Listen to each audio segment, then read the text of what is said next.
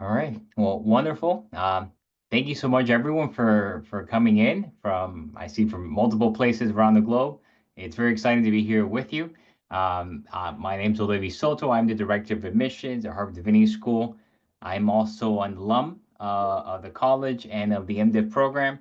It's wonderful to have an opportunity to chat with you and have an opportunity to also introduce um, a couple of current students that you'll be hearing from very soon. But before we do that, I want to take this opportunity to also give you some information that may be helpful to you if you're deciding whether to apply this upcoming cycle, the one we're in the midst of, to start in the following fall of 2025, or perhaps you're just poking around, collecting information, planning ahead. Both options are great. We're hopeful that these minutes together, this hour-long chat will empower you to make the decision for you at the right time in your trajectory. So I will again. This is me. You've already met me. Um, you're gonna hear a lot of things today, but I'm hoping that you really walk away knowing these three main points that you see listed here. You can read them, of course, for yourselves, but the gist of it is that we are the first divinity school in the United States, and we are the most religiously pluralistic in the world. We want to educate students to prepare not only for academic leadership, but for ethical leadership, using religious literacy and service-oriented mission work to drive that conversation. And then thirdly, our vision, which guides this work, is wanting to make sure that we create a just world at peace. That's why we do what we do, to create a just world at peace. So that's what we're about. Again, today we're going to be focusing on the Master of Theological Studies. You see the main numbers for you to remind yourselves about. It's a 2-year program with a lot of flexibility. You'll see that we have a language requirement. We have one required class for the MTS program, just as we do for the other programs. And there's a huge range of opportunities to study all sorts of areas of focus, which I will show you in a second. And I will talk about also institutional grant aid in a couple of slides. So again, very broad, very intersectional sort of academic work, but also with a lot of grant aid available. Here are the areas of foci. You'll see that they range not only from thematic components to geographic areas, but also the way these are able to sort of create a lot of creative intellectual work. For example, the last couple of years, we've had a lot of interest in religion, ethics, and politics, religion, literature, and culture. But our newest area of focus, religions of the ancient Mediterranean, from last year, had an incredible surge of interest. And the way that different faculty members are able to work in across the different areas of focus is quite interesting and exciting, as not only as a student, but also for the faculty members themselves. As mentioned, we really care about this experience being as not stressful as possible when it comes to money. Let me put it that way. How do we do that? We try to make a lot of funding available for students, and we prioritize need-based aid. That means that as it stands right now, about 90% of our students currently receive institutional need-based aid. What that means is that we're completely need blind. When we in the admissions committee, faculty and staff members review your application, we actually have no access to your financial aid application. So when we want you, we really, again, we're making that decision independent of your ability or inability to pay. So when then we look at your ability to pay, we say, okay, well, there's a higher need, but we still want the student. We will try to match our funding so that they can join us.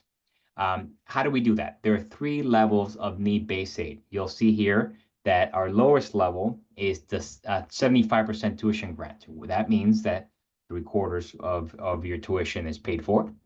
A great number of students receive the next level up, which is 100% tuition grant. That means that your tuition is fully paid for.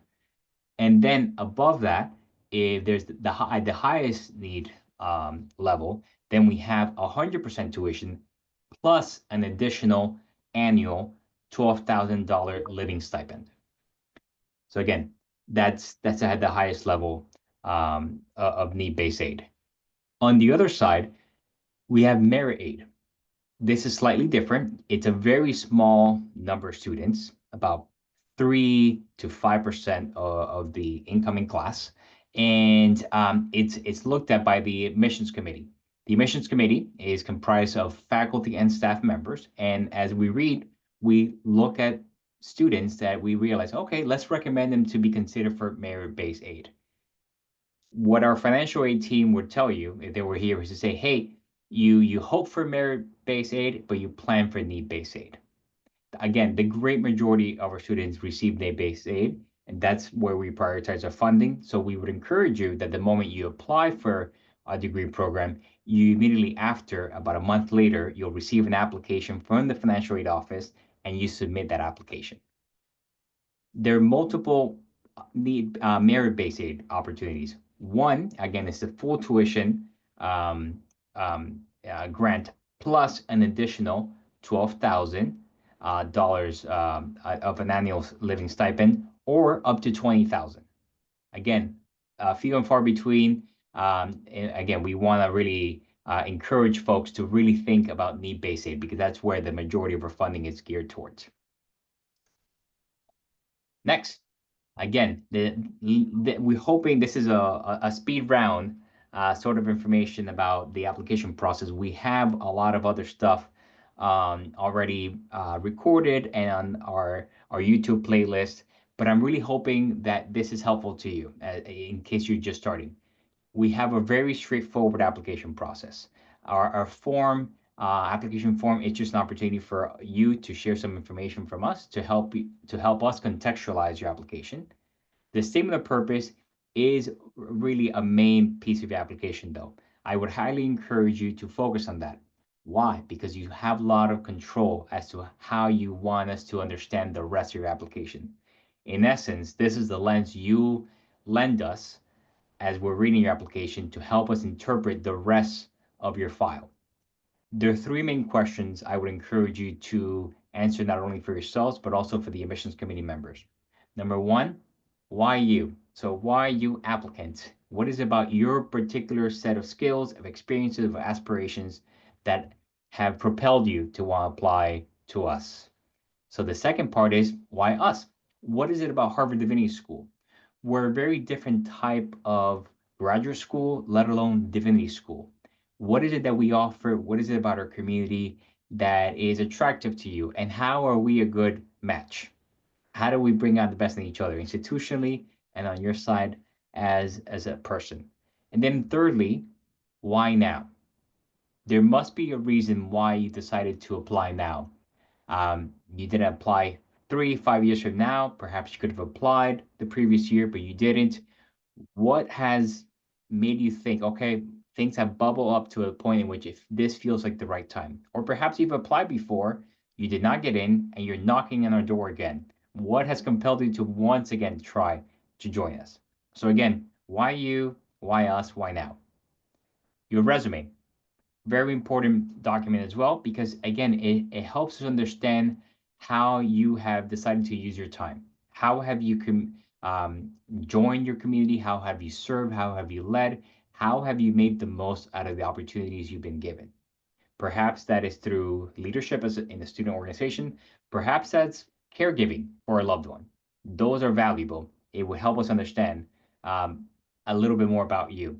I'll tell you my retail experience. I worked as a farm tech at CVS once, and that was the hardest job I've ever had.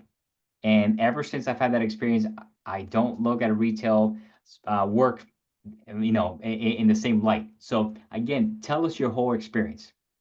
Your unofficial academic transcripts, unofficial in the sense that they don't have to be sent officially from the registrar's offices that you may have connections with to us. You can upload electronic copies.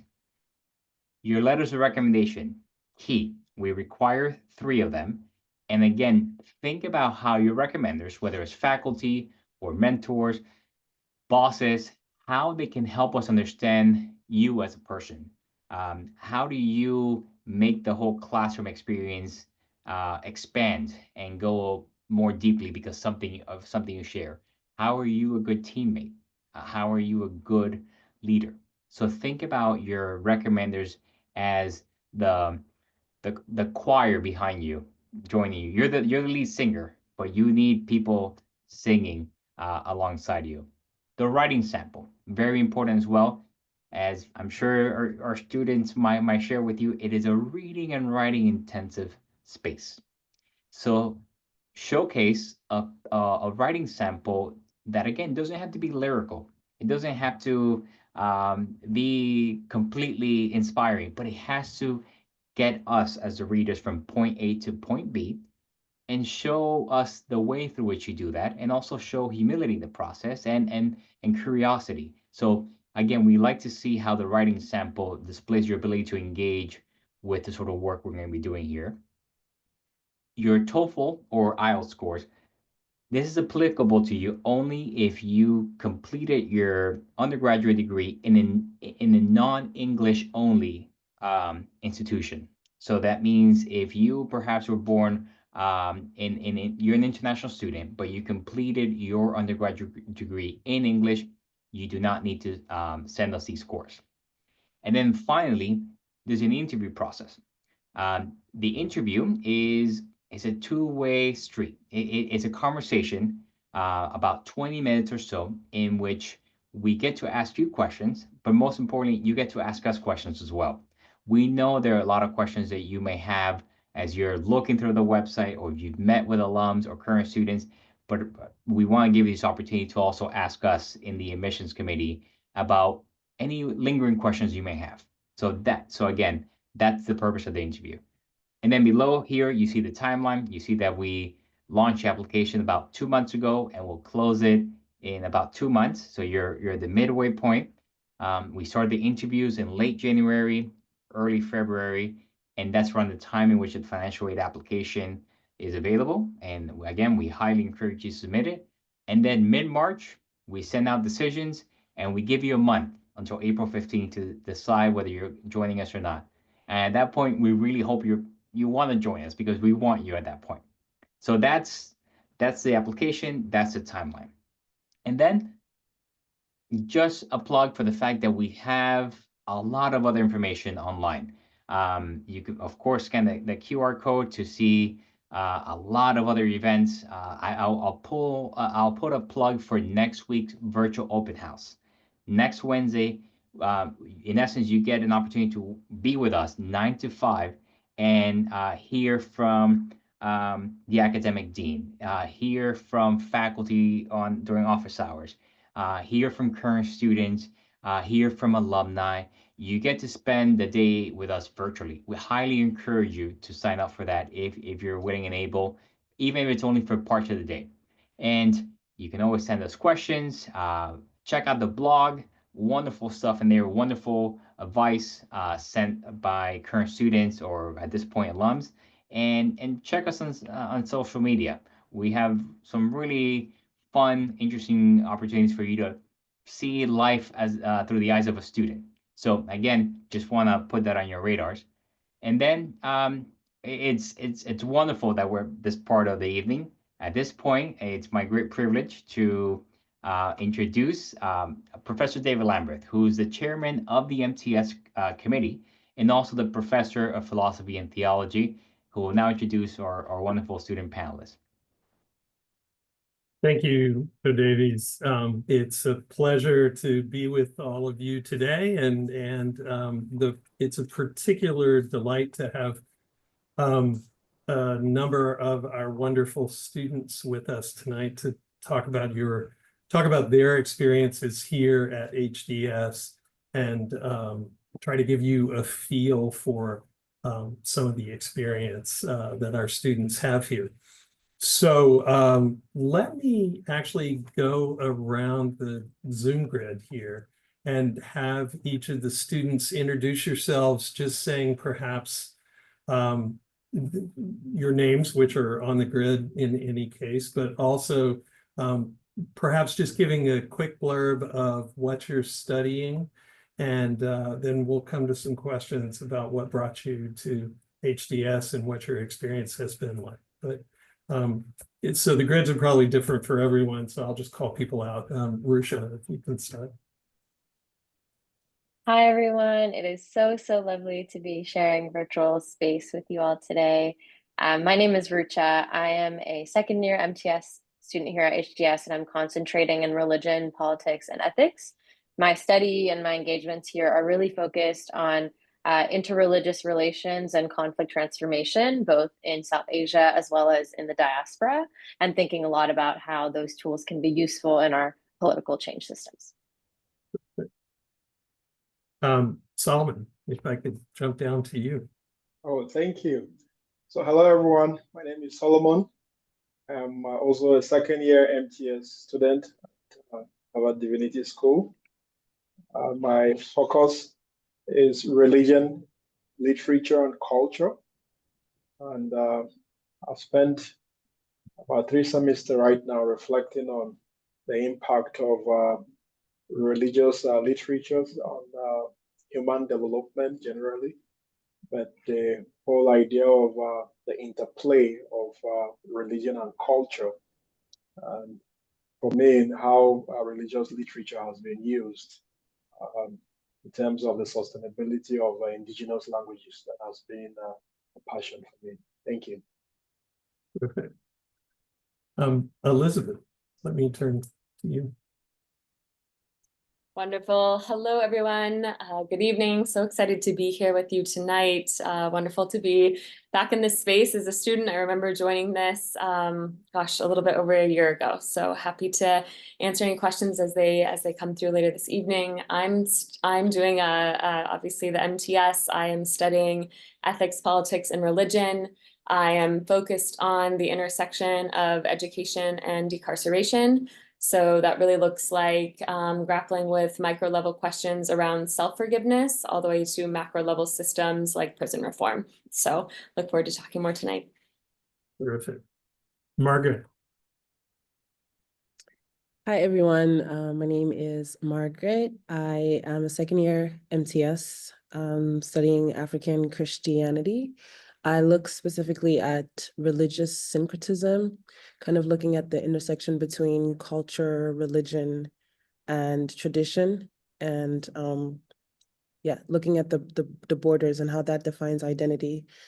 Really happy to be here and excited to answer all of your questions. All right. Cool. Hey, everybody. I'm Harith, second year MTS as well. I came here from London, UK.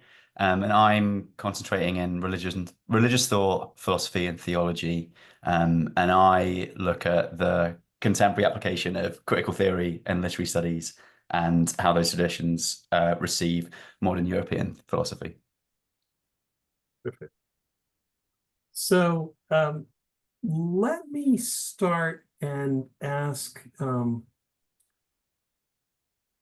perhaps I'll start with a goals question and just ask a couple of you to talk about what your goals were when you came to HDS, to kind of contextualize what you're thinking about now with what you were thinking about a year ago or so now. Elizabeth, you brought this up at the beginning, so maybe I'll pitch to you first. Absolutely. So one of my main goals when I first applied to HDS and was grappling with was how could I continue to be on the ground in jails and prisons, but from a different angle. So I came in having been a counselor and teacher in New York City before moving here and working in virtual spaces with formerly incarcerated folks during the pandemic. And I knew I wanted to pursue potentially a pathway as a professor in prisons. And so was thinking about what would be a next step to transmute that goal into a reality that has shifted over time, primarily to do with one of the beautiful benefits of being at HDS is being able to take half of our coursework anywhere on campus. And so through taking classes at the law school, the business school and the Kennedy School have transfigured the goal a little bit to now want to take more of a policy approach. I still want to have one foot on the ground in some capacity, but also seeing how that individual work and being able to teach is something that I will always carry with me. But being able to show up in spaces that are often volatile and polarized and dangerous in different ways for different people, that skill set can be translated to other spaces such as politics and government, as we've really seen in this last election cycle. So I'm wanting to take it to another arena. Perfect. Gareth, what about you? I came with the hope that this would be preparing me for PhD work. I had done a master's in critical theory in London part-time around working in advertising, and that got me to a point where I was like, oh, I actually need to know the theology like of this. So I wanted to come out here and like reintroduce myself into a theological context, like academically. And it's been really, really great because I had quite a narrow focus, and it's kind of blown open my like frame of reference, both academically in terms of the different traditions that are represented here, and everyone else is like very varied, like trains of thought. But also, what was important to me was it's quite like an active student body. There's a lot of people working on, as Elizabeth said, like issues of politics and government, and like the practical application of our work was really important to me because I spent a lot of time in the books. So I just wanted to be around a student body where those questions were active as well. And I still think I'm on that path, but it's definitely been a nice challenge for me. Lovely. Margaret, what would you say about your goals and aims when you came to join the MTS? Yeah, so I came from undergrad. I was a Mellon Fellow, so I had already started doing some research on religious syncretism and identity. And I really came to HDS because of the strength of its faculty, and I wanted to continue working with some of the professors here who had informed my research. And then coming here, I joined the program on religion and public life, and kind of seeing how my work and my research and my background also affects like policy and government and all these things.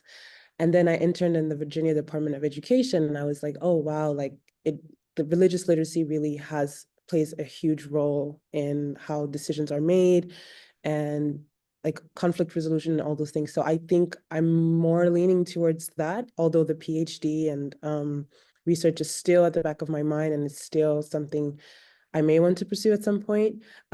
Just seeing that there's a lot of impact to be had, and how I can contribute to that has been something that I've been considering. Thank you. Rucha, what would you say? Yeah, so before I came to HDS, or when I was just starting my application process, I was working in federal politics and international affairs and policymaking. And for me, HDS was going to be the place where I did the like personal, moral, spiritual cultivation work I wanted to do. And then on paper would make the connection, because I would also be studying the theology and the history and the politics behind a lot of what we are seeing in our present systems. And this is sort of dipping into the next question. I apologize, David Lamberth. David Lamberth has also been an important part of this discernment process. Part of that vision was like, okay, I'll go to HDS and then I'll become a diplomat. And a lot of that has changed for me now that I've been at HDS, where I actually really feel called to stay close and to do some of the more one-on-one work to inform more system level work. And so Elizabeth and I, in that sense, are sort of passing each other on the highway.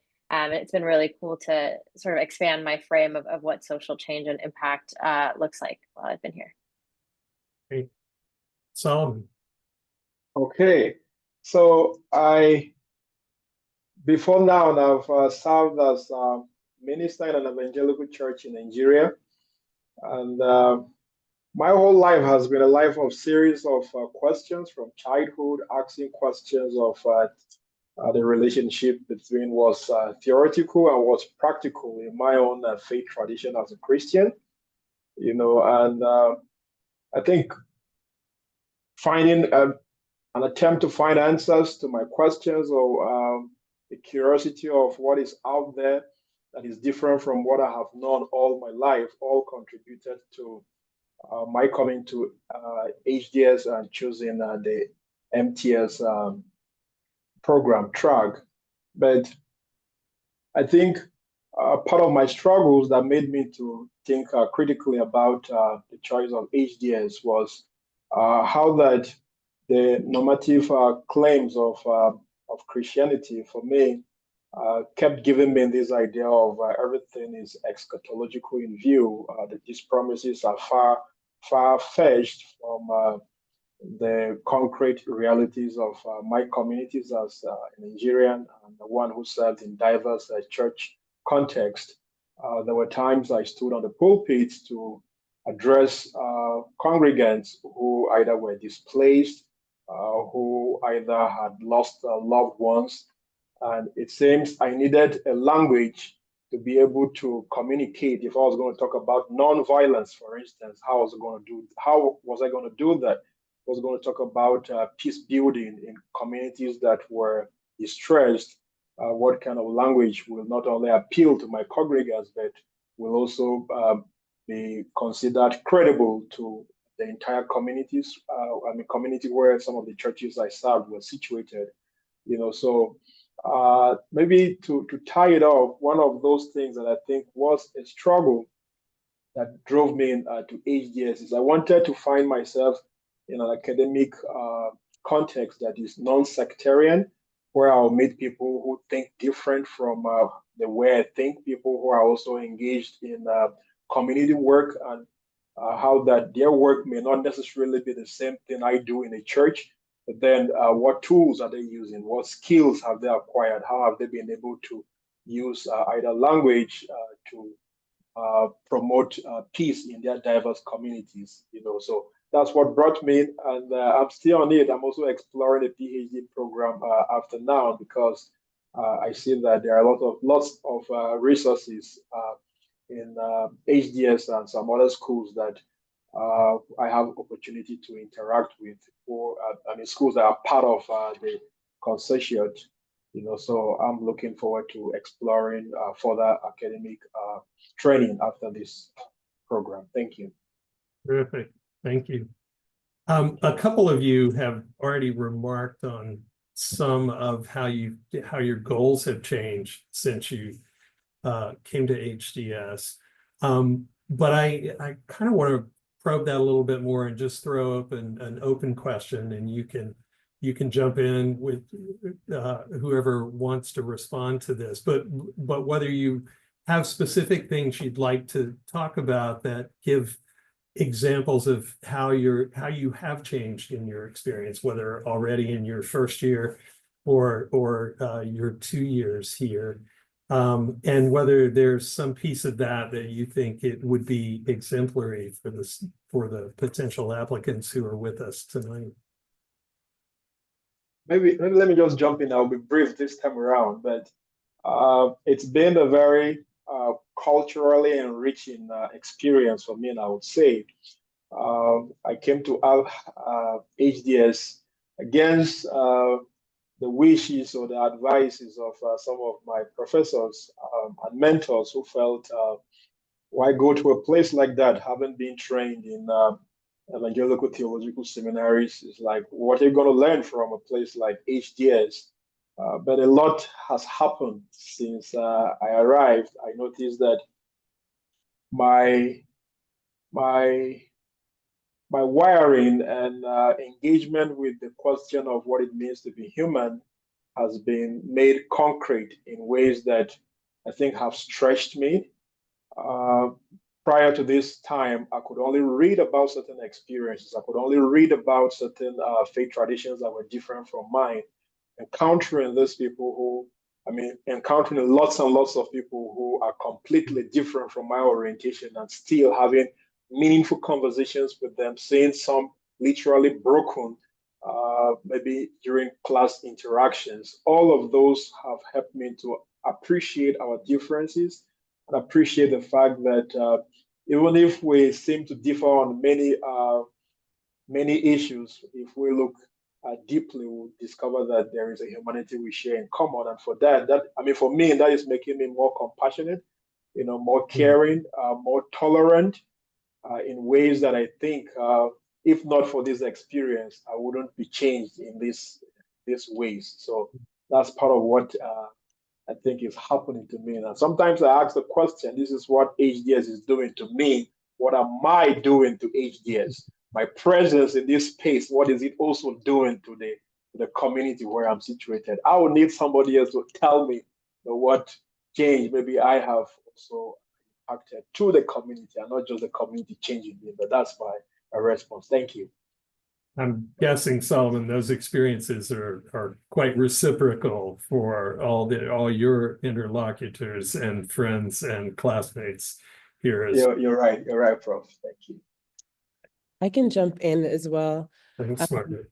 I think like I came in with a thesis or an idea of what I wanted to research, and HDS is a place, like Elizabeth said earlier, you have the opportunity to take classes outside of your area of focus and outside of your school, and you have the opportunity to learn more than what you just came there to learn, if that makes sense. And by doing that, I kind of developed an interest in like early Christianity and patristics, and then doing a comparative analysis between modern day religious syncretism, or the way that we relate to religion today versus the way that early church leaders and church fathers related to Christianity past. And I've just kind of fallen in love with that world as well, and found out a lot of information within like how they address situations, some of the conflicts or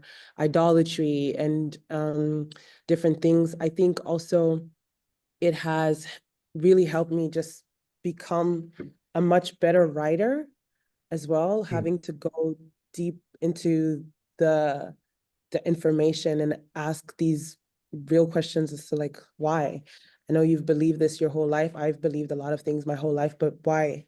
Why do I think the way I think, and what are my biases, and to what extent do I think this way? So yeah, I think that has made me change in a positive way. I'll jump in. Yeah, I think when I got to HDS, my impression was that my call, my work when I left HDS would be secular work in secular institutions, and secretly it would be coming from my faith, and secretly it would be informed by my Hinduism and my posture towards the world. And when I got to HDS, by proxy of the people I was around, the faculty I was around, the opportunities I had, and was expected, right? Like there's X number of Hindus, we're going to step up to the plate, we're going to organize a thing. I was like suddenly finding myself in positions of being very like spiritually empowered and religiously empowered. And that made me realize that I am actually quite well positioned and have new tools and new community to do spiritual work in secular institutions. So the ways that I relate to my faith feels less as if I am just a recipient of my faith, but also that I can be an instrument of my faith. And I think HDS as an environment really empowered me to believe that, and see very tangibly the ways that can be possible. And the other thing I'll mention is like, I think any ecosystem that you're a part of will have certain values, right? And when you join that ecosystem, I at least try to aspire for those values. And I think the values in the HDS ecosystem that I've encountered among my like student peers is to be kind, to be thoughtful, to be generous, and follow your heart. And that last one has been really helpful too, because I've been able to shed a lot of the expectations I think people had of me, I had of me, parents, mentors, all kinds of folks, and really just like hone like what it is that my heart wants. And that naturally has sort of pivoted my path in a way that feels authentic and held and protected by the community I'm in. I can build off that because I think I had a similar kind of experience being at HDS, in that I joined primarily to focus on what I understood to be like an academic track, which is still intact, but I joined from a non-religious background, from like a literature department, and I had no idea of what spiritual care was or what chaplaincy was. And we're surrounded by so many of our friends that are applying themselves to those like practices in ways that I just hadn't imagined. And it made me realize, like, even if I'm not from a religious tradition or background, like, there's still aspects of my behavior that I can like take a lot of pride in or start to think in relation to my work being here. So it's opened my eyes to like different paths that could exist for me, like even beyond academia, in terms of what I want to bring to the spaces that I'm a part of. And it's been really nourishing because it allows me to see myself not just as like an academic doing academic work, but also participating in this set of effects that my work does have beyond that, which I'm grateful for. You want to wrap on that, Elizabeth? Yes, yeah, I can close it out. Yes, so I would say something that came to mind was when I came, I was coming from a position as a counselor and educator where it was very intensive work on the ground. I was feeling a little bit burned out in a lot of ways, and I was really excited to come and just like think. I was like, oh, I can't wait to just like think. Like maybe I'll just become a thinker. Like I can't wait to like just like rest my like not just my like hands and body, but like my heart and my soul from the work. And I thought that by coming here, then that meant I would become an academic. I would become a scholar. And what I've seen happen is that I recognize in myself now, I always want to have one foot in the worldly and one foot in the spiritual. And instead of operating from this binary of either I have to be a direct service provider or I'm like a pie in the sky academic, I get to find ways to integrate both. And that's been a really beautiful part about this experience is realizing I really want to and can find multiplicity in whatever I choose to do next. So thank you. One of the things all of those listening to us are seeing is our students are really quite a number of things that you actually are all scholars, Elizabeth, despite the fact that you may not feel like that's the sole thing you're up to. And there are very few students here who are actually just up to one thing, at least my advisees are certainly not.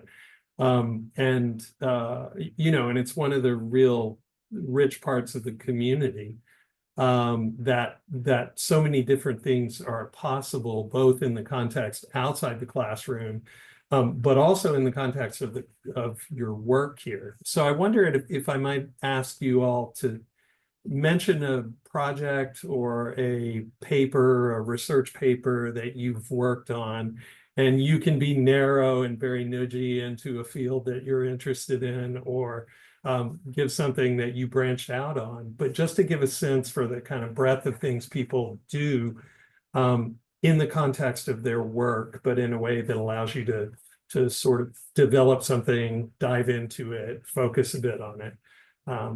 I think that will give a real character to the group listening. Margaret, maybe if I turn to you first.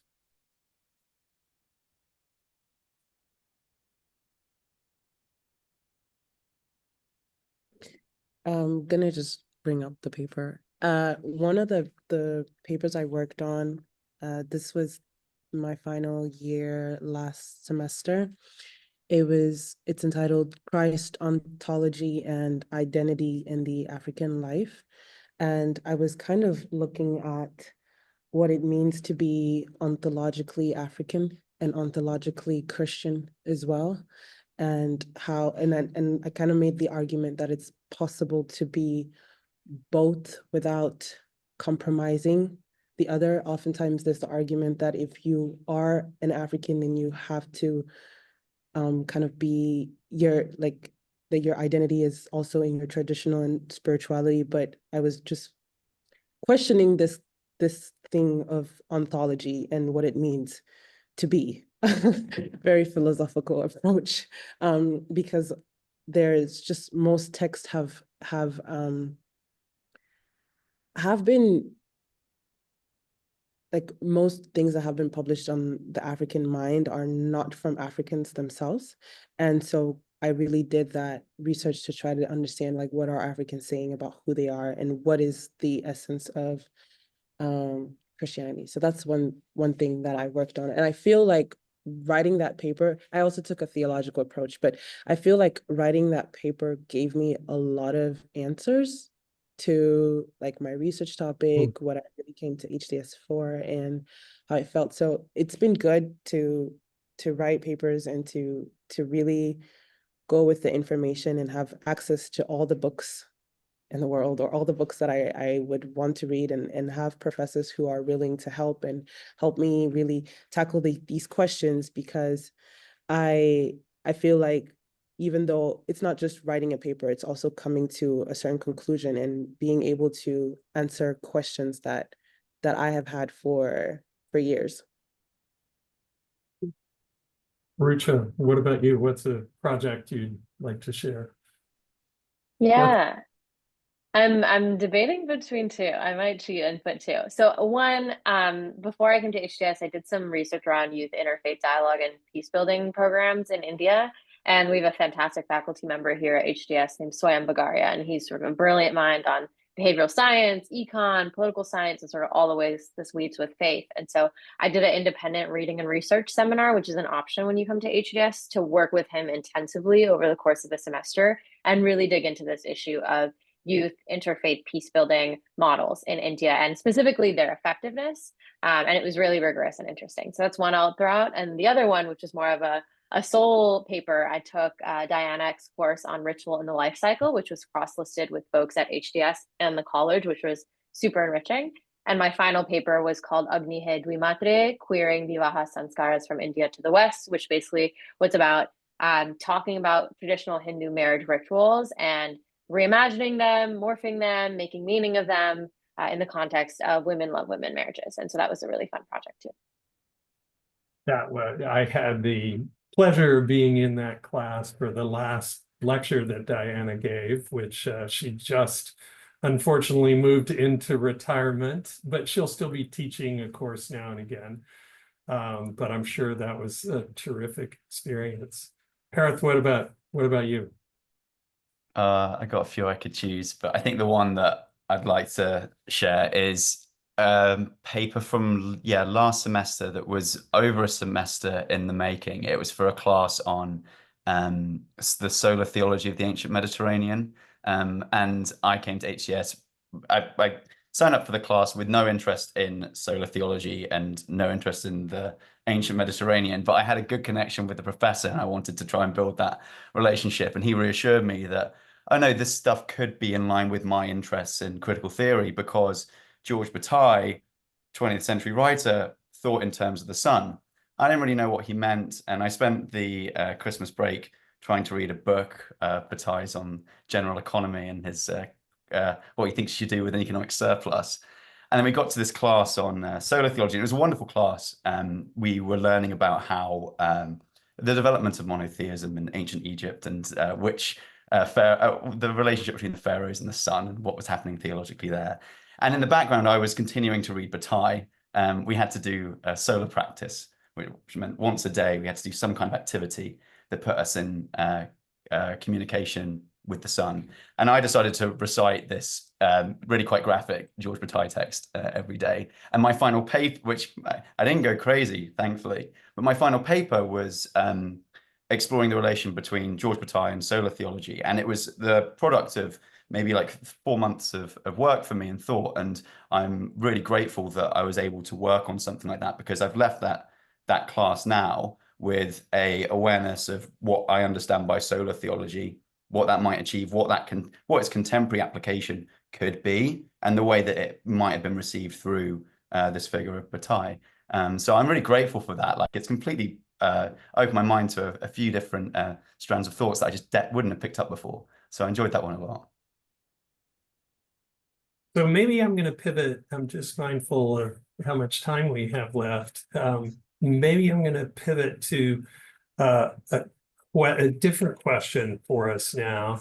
And Elizabeth, maybe I'll turn to you first. But HDS, one of the distinctive things about Harvard's Divinity School is we really do have not only more diversity of religious traditions and approaches to study in our curriculum than really almost any other school you could think about going to, but we also have a student body, much as you can see on this Zoom call, which is just remarkable in terms of the life experience it brings and the different perspectives on the human condition, as Solomon put it, or on religious traditions and different ways of engaging with the world. So Elizabeth, I wonder if I might turn to you and ask how your experience was shaped while you've been at the Divinity School by the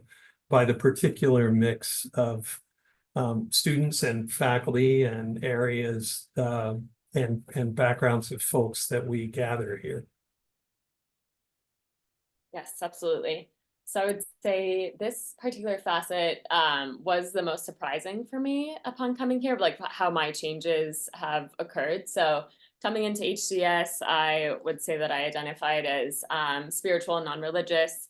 I found a lot of what I would say is connection to the divine in nature and in poetry, and really had a lot of resistance towards even taking classes around Christianity. I had such an aversion towards that from my upbringing in the Catholic Church and just all the ties to slavery and what Christianity means to this country. And so I, really tried to steer clear of it. And then through a lot of really beautiful conversations with many professors and just seeing the models of my friends and their connections to their faith, I started to grapple more with what would it be like to explore Christianity for myself in this like non-binary way. And if I really am wanting to uphold this idea that we don't need to have an either or mindset, then I need to bring that into myself and how I approach this, like, gentle knocking of curiosity with Christianity. And so for me, I'm like, I would say Christian curious right now, like that's like where I'm at. And I'm been going to many different services over the last year. I was in a preaching class my first semester, which meant we had to go to a different church every Sunday and watch the preaching and take notes and incorporate it into our own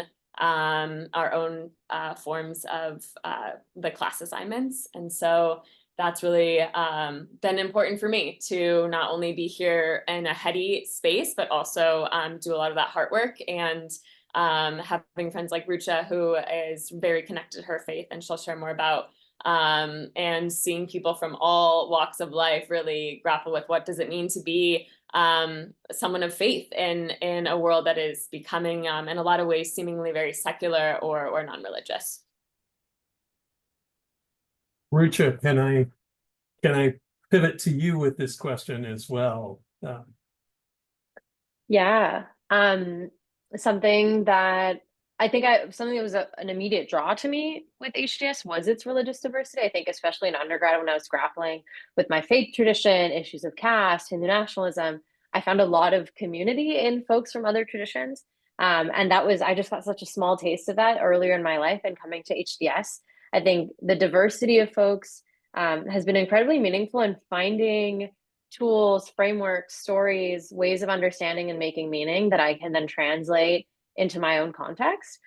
So as someone who is a Hindu in the diaspora, thinking about South Asian American issues, I've found a lot of learning from Black and queer liberation theology, for example. And these contexts are so interwoven because I'm in the diaspora. So it's been really neat, like in the academic context, to see how much like feedback and like mutual processing we do in the classroom of our own sort of anchored traditions problems, and like processing that together and co-creating and co-exploring. And then in terms of just how the diversity has come together, I think there's a willingness and an openness to an engagement, right? So a highlight of last year, a couple of student groups at HDS, we put together a South Asian devotional music night. And that was an opportunity for folks from different traditions in South Asia and not in South Asia to come together and do some really heartfelt community building work that I think was really made possible by the mindset that people have here towards diversity and towards difference. I think there's a good amount of openness and hunger to learn and understand. Terrific.